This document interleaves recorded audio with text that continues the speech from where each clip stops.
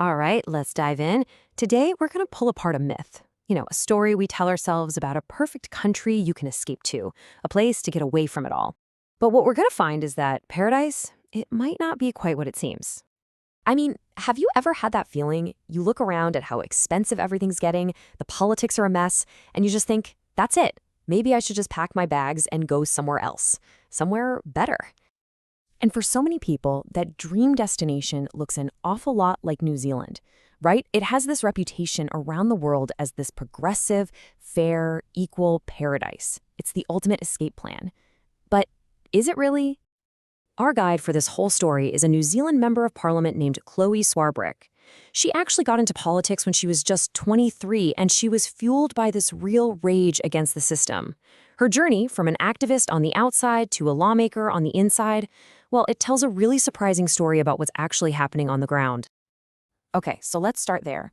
Let's talk about the myth itself, the version of New Zealand that makes people from all over the world want to move there. Swarbrick actually talks about watching her own friends leave the country, searching for these exact things. It's kind of the ultimate checklist for a better life, isn't it? You want a lower cost of living, you want good jobs, public transport that actually shows up, and at the heart of it all, a society that just feels more equal. That is the promise of New Zealand. But here's the twist. That promise, it's slamming headfirst into a really harsh reality, and it's a global one, something you can't just hop on a plane to escape. And the thing that really shattered this illusion wasn't some blog post, it was an official report from New Zealand's own government. In 2023, their tax department, kind of like their IRS, put out this study that just pulled back the curtain on who owns what in the country. And what it found was, well, it's jaw-dropping. It starts with this one tiny number, 311. That's it, just 311 households. These are the absolute richest families in the entire country. So what about these 311 families? Well, their combined wealth is $85 billion.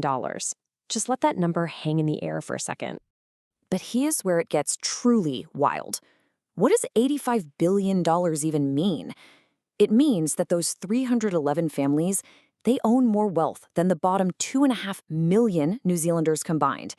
In a country of only 5 million people, you've got 311 households owning more than half the population.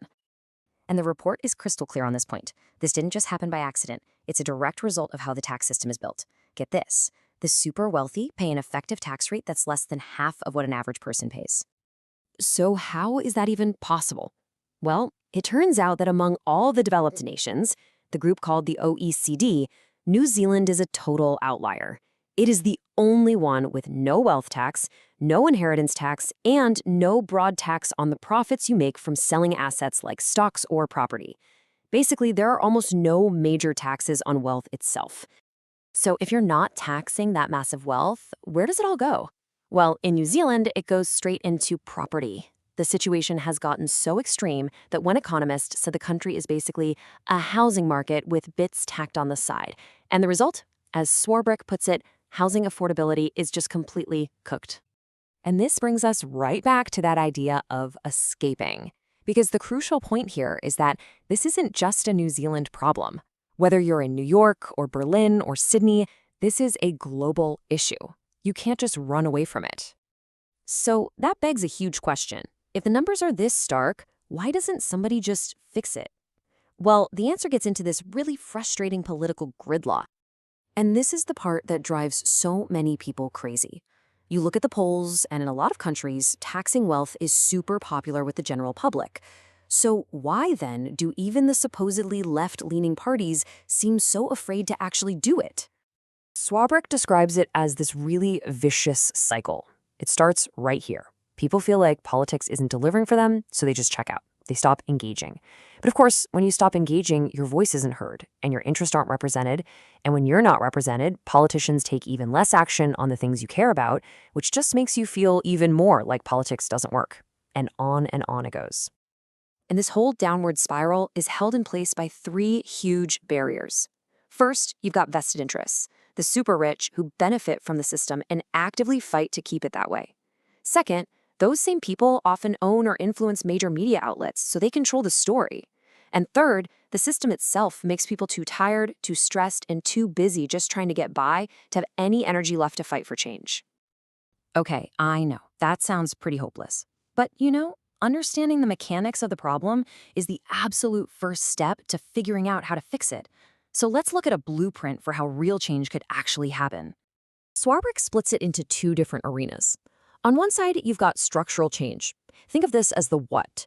It's the hard stuff, the laws, the tax code, the regulations. It's the literal blueprint of our society. But then, on the other side, you have cultural change. This is the how.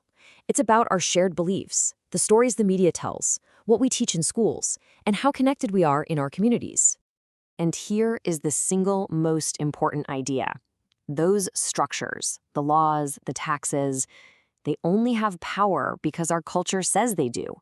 You can't just pass a new law if people don't fundamentally believe it's fair or right. To change the hard and fast rules, you first have to do the messy, difficult work of changing the culture. And it's in that work, that cultural work of building community, of sharing stories, of changing hearts and minds, that's where we find a real reason for hope and a real path forward. I think the most powerful mindset shift is this one right here. If you're struggling to pay your rent or you feel like you'll never afford a house, that is not a personal failing. It's not your fault. These are systemic problems. And because the problems are baked into the system, the solutions have to be collective. They have to be found together. So we're going to end with this really beautiful idea from Swarbrick. She says that when you see someone out there fighting for change and you feel inspired, it's not really about them. It's about you. That feeling of inspiration is like looking in a mirror. You're just seeing a quality in them that you already have in yourself. And that feeling, that's an invitation. It's an invitation to step up and to participate.